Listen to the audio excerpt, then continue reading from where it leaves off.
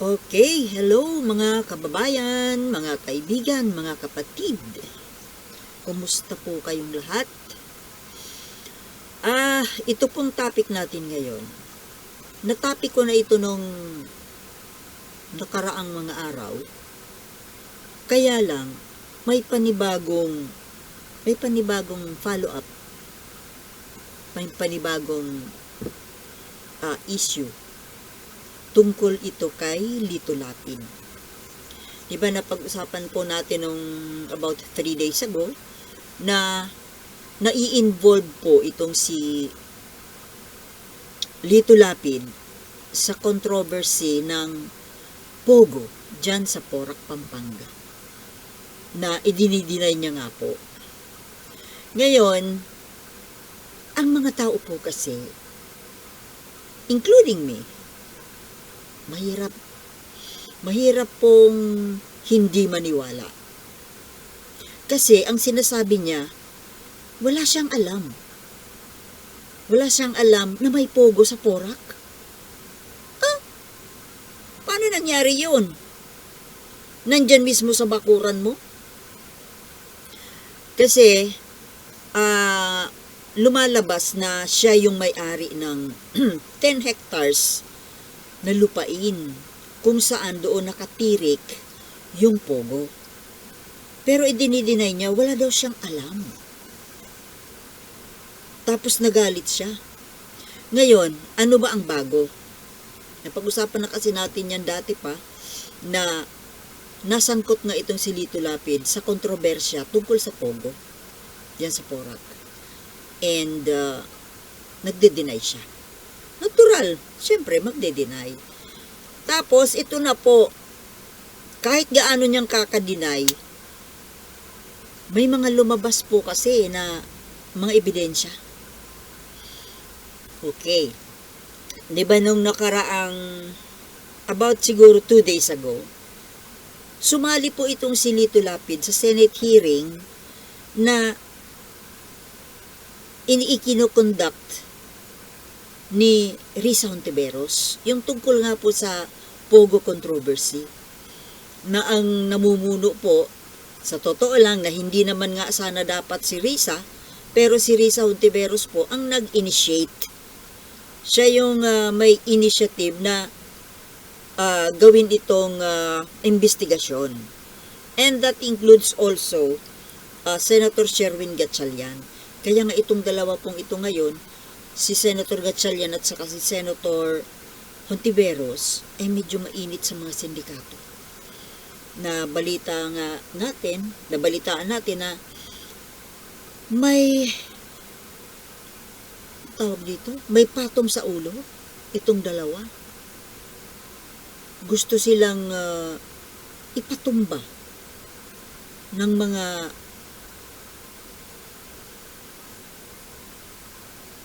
bossing ng Pogo. Ngayon, balikan natin itong si Lito Lapid. Naging mainit ang pangalan ni Lito Lapid noong mga nakaraang linggo dahil nga po sa pagkaka-involve niya ng pangalan niya sa Pogo sa Porac. Na idinidinay niya, hindi niya alam na mayroon doon. At idinidinay niya rin na yung sinasabing 10 hectares na lupain na nandoon nakatirik yung mga buildings ng Pogo ay hindi raw sa kanya. Kaya, lumabas po siya. Di ba kung napanood ninyo, no? Ito kasi, actually itong issue na to, 1 day delay na ako kahapon pa ito dapat Kaso ako po kasi, usually hindi ako napapasabay sa, halimbawa yung issue kahapon, naglalabasan po ang mga issue ito sa mga vlogger on the same day. Para silang nag-uunahan Parang nagpapaunahan na kung sino mauna mag-topic. Ako kasi, yung balita, hindi ko muna ikino-content, kumbaga, kasi ang sa akin, sa channel ko, ako ay napapahayag ng aking opinion. So, minsan hindi ko po kaagad itinatapik yan o hindi ko kaagad binablog kasi medyo pinag-isip-isipan muna, di ba? Pinagmumuni-munihan po muna. So, ito nga po, balik po tayo kay Lito Lapid. Nakakatawa sa ngayon, baka hindi ito alam ni Senator Lito Lapid, na napagtatawanan siya ng mga tao. Pinagtatawanan siya. Bakit? Kasi po, itong ginawa niya, itong latest na ikinilos niya, tungkol nga po dito sa pagkakasangkot niya sa Pogo, parang lumabas yung pagkatanga. Biruin nyo, kung napanood nyo siguro sa mainstream media, na umapir nga po itong si Senator Lapid doon sa hearing ng Pogo controversy na headed by Risa Hontiveros at saka Sherwin Gatchalian. Umapir siya doon. Kaya actually ako nagulat din ako. Maraming nagulat. Kasi hindi naman actually yan sumasali sa mga hearing, di ba? Yan si Lito Lapid. At siya mismo, nanggaling mismo sa kanyang bunganga. Kaya doon nga lumabas yung pagkatanga niya. Kasi yung pagkakasabi niya, hindi ako sumasali. Hindi niya ako sumasali sa mga hearing. Hindi ako dumadalo, hindi ako sumasali. Ngayon lang anya ako napilitan. See the term? Napilitan. Napilitang lumabas, napilitang magsalita. Dahil mayroon daw na nagiinit sa kanya, bumabatikos daw sa kanya na isang vlogger. Isang vlogger. At alam ko kung sinong tong vlogger na ito. Matapang-tapang din itong vlogger na ito. Ang tawag dito? Attorney po ito, na parang na-disbar. Actually, ito po yung abogado nung Percy Lapid family. 'Di ba? Yung attorney Toto Kausing na tatakbong senador. Actually, Senator Toto Kausing, nadulas yung dila ko, natawag ko ng senator, baka nga po manalo kayong senador. Lalo pa ngayon na pinag-iinitan kayo ni Lito Lapid. Siyempre, na-expose, imbis na walang nakakakilala kay Toto Kausing, ngayon tuloy, nakikilala siya. At mayroong mga nagsasuggest na, mga vlogger din, na dapat itong si Attorney Toto Kausing, kailangang ipatawag sa Senado para magkaharap sila ni Lito Lapid at patunayan niya yung mga pagbibintang niya kay Lito Lapid, which meron po siyang mga hawak na dokumento na magpapatunay ang involvement ni Lito Lapid sa Pogo. Magpapatunay na si Lito Lapid nga at ang kanyang asawa ang may-ari nung lupa kung saan nakatirik yung Pogo.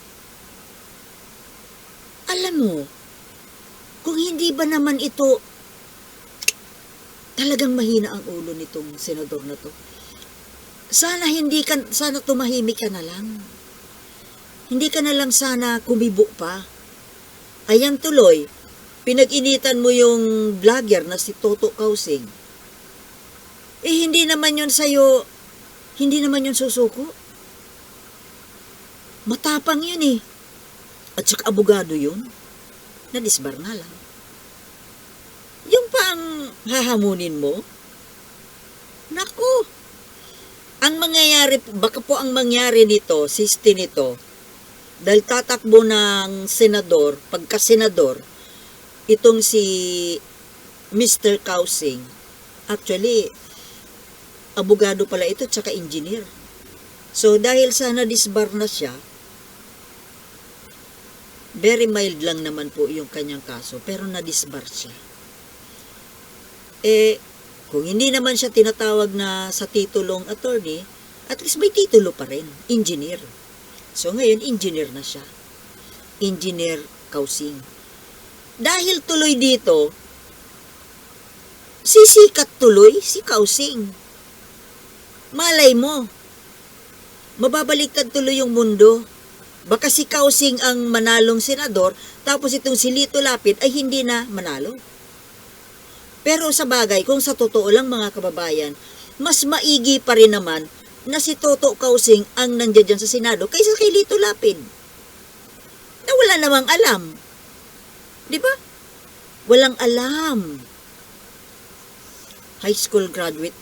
Alam mo, mahirap naman po na magpipintas tayo sa mga educational attainment ng kapwa natin. Sana po, kung kahit na high school graduate, kung nagsi-self-study man lang, nagbabasa-basa ng libro tungkol sa mga batas, at nagiging aktibo dyan sa Senado, yun bang papapilan mismo yung papel bilang isang senador. Biro mo ang salita ni Lito Lapid, mga kababayan. Napilitan lang akong lumabas dahil gusto niyang pasinungalingan yung akusasyon sa kanya nitong Toto Kausing. Lumabasan niya ako para linisin ko ang pangalan ko. Tapos maghamon pa siya na parang inutusan pa niya yung NBI na imbestigahan itong arestuhin itong si Toto Kausing. Aba, sino ka para mag-utos? At saka ang isang nakakatawa po dito sa salita na ito ni Lito Lapid, napilitan akong, hindi naman anya ako sumasali sa mga hearing, hindi naman ako lumalabas. Ngayon napilitan akong lumabas para linisin ang pangalan ko. Hello, Mr. Lito Lapid. Sa bibig mo pa talaga manggagaling na napilitan ka?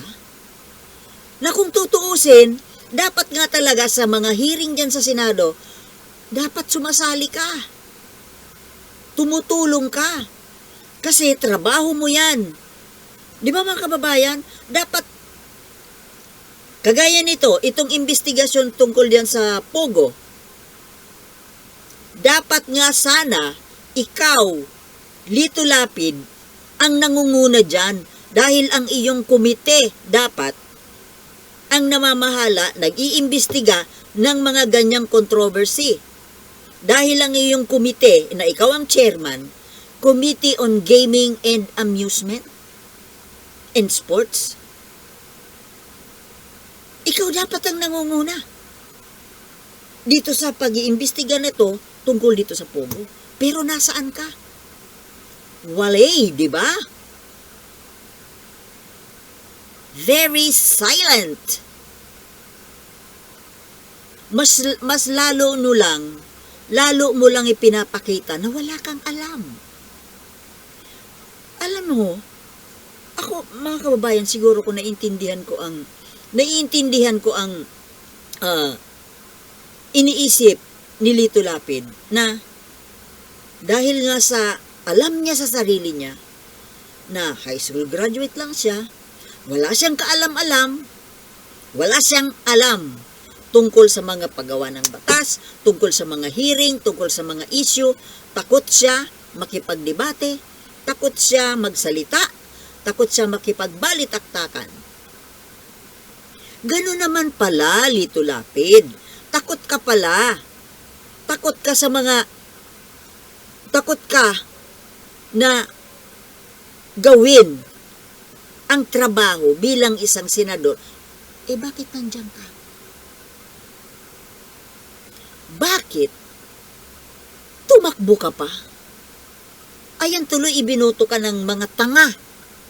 mga tanga na botante na tagahanga mo sa iyong pagpipelikula. For sure, ang mga bumoto sa iyo ay yung mga tagahanga mo. Mga tagahanga mo lang sa pelikula. Kasi, ang mga intelihenteng botante, nung kaboboto sa'yo. Ngayon, ayaw mo pala makipagdebate, ayaw mo pala sumali sa mga Senate hearings na yan ang isa sa main na trabaho ng mga senador. Bakit mo pinasok yung pagsisenador? Anong ginagawa mo dyan? Wala kang kapakipakinabang eh. Tapos ngayon parang nananakot ka pa na hinahamon mo yung itong vlogger na nagdidikdik sa'yo, na kapag ganito ang sabi niya, kapag daw napatunayan nitong vlogger na si Kausing na siya ay involved sa Pogo, pwede daw siyang mag-resign bilang senador. Pwedeng mag-resign. Anong ibig sabihin ng salitang pwedeng mag-resign? Parang medyo iba po kasi sa salitang magre-resign ako. Kapag napatunayan ninyo na involved ako sa Pogo, magre-resign ako. Ganon. Hindi yung pwede akong mag-resign, na para bang naghihintay siya na mayroong humabol sa kanya na mag-resign siya. Dapat ikaw mismo, sarili mong initiative, sarili mong desisyon na mag-resign ka. Di ba? Panisiguro ka rin eh. Sigurista. Paano yan kung mapatunayan ni Toto Kausing na talagang involved ka? Na maraming sa mga tao, including me, I said, I do believe you are involved. Dito na lang sa ikinikilos mo ngayon na masyado kang hot. Para kang sinisilaban. Napaghahalata. Oo. Napaghahalata kayo, Senator.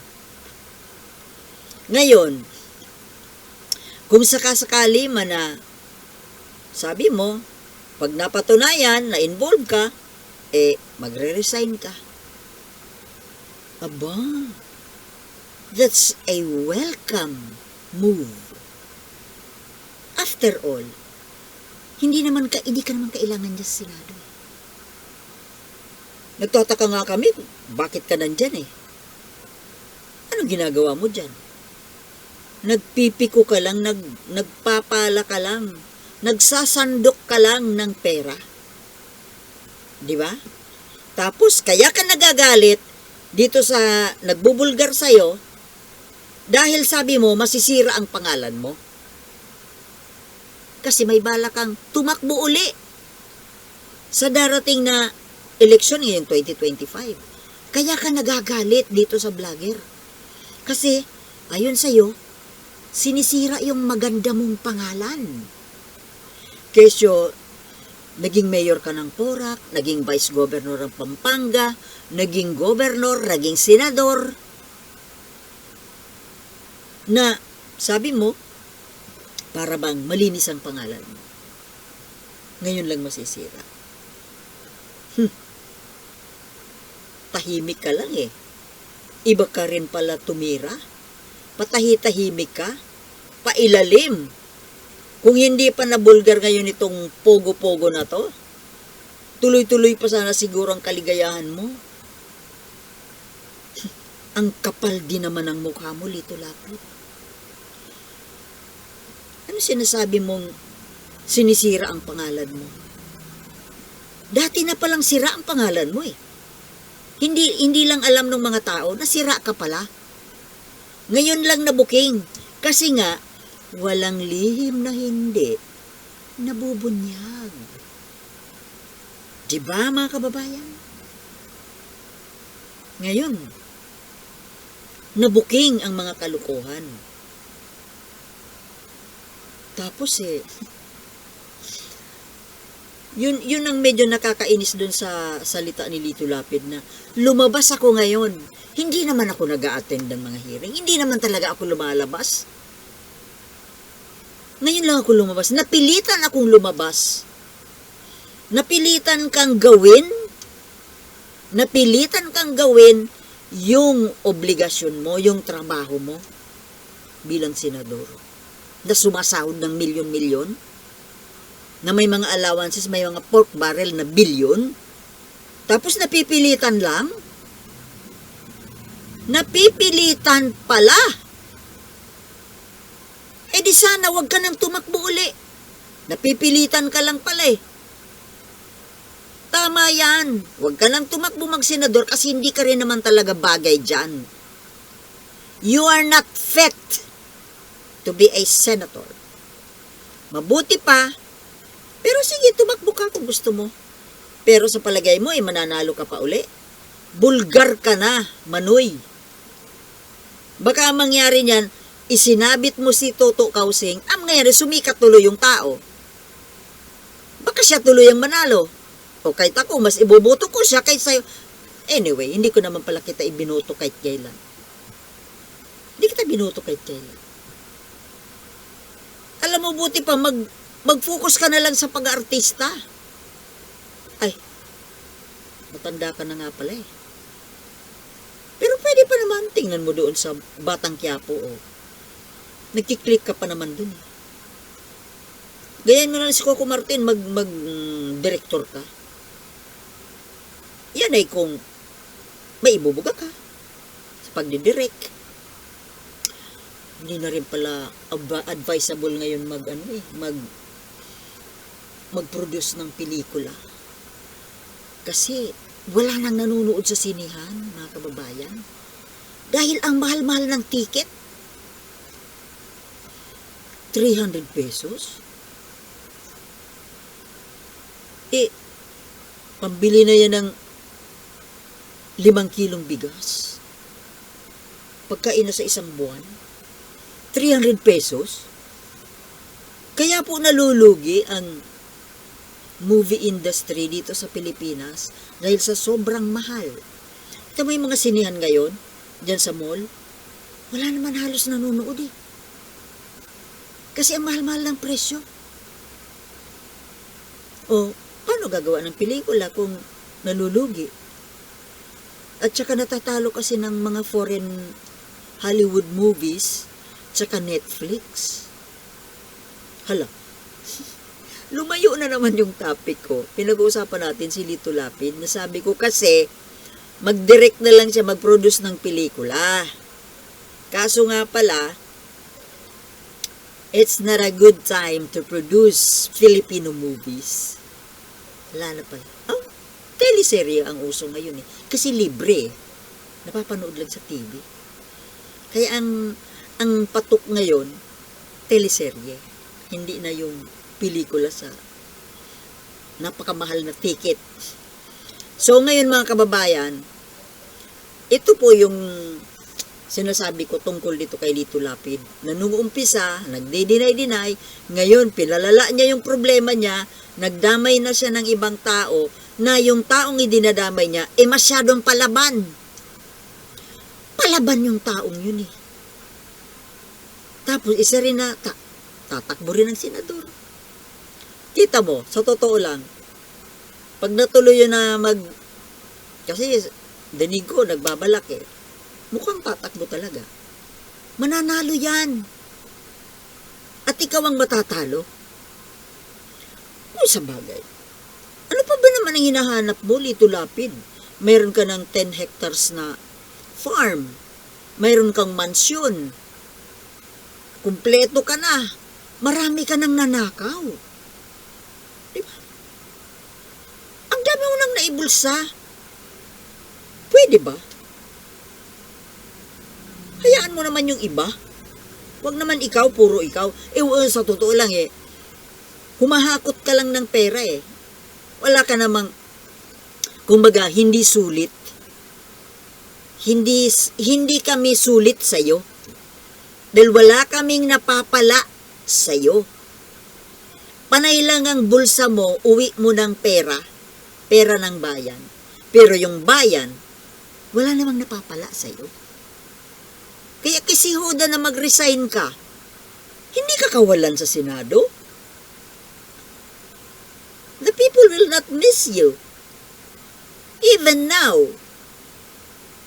maraming ang tao ang hindi nakakaalam na senador ka pala. Mga kababayan, marami po hindi nakakaalam. Ay, senador pala. Ano ginagawa ni Lito Lapid dyan? Ala, senador pala? Ba't ngayon ko lang siya nakita? Ngayon ko lang siya narinig? Senador pala yan. My goodness. Hindi nga namin alam na senador ka pala eh. Kaya mag-resign ka man, hindi ka kawalan. Did you get it? No? Anyway, mga kababayan, mahalin po natin ang ating bayan dahil ito lamang po ang nag-iisa nating tahanan. At wag na wag po tayong bubuto ng artista dyan sa Senado. Kagaya kay Lito Lapid, huwag natin bubuto. Yan ha. Usapan yan ha. Okay? See you in my next vlog and thank you for watching. Peace.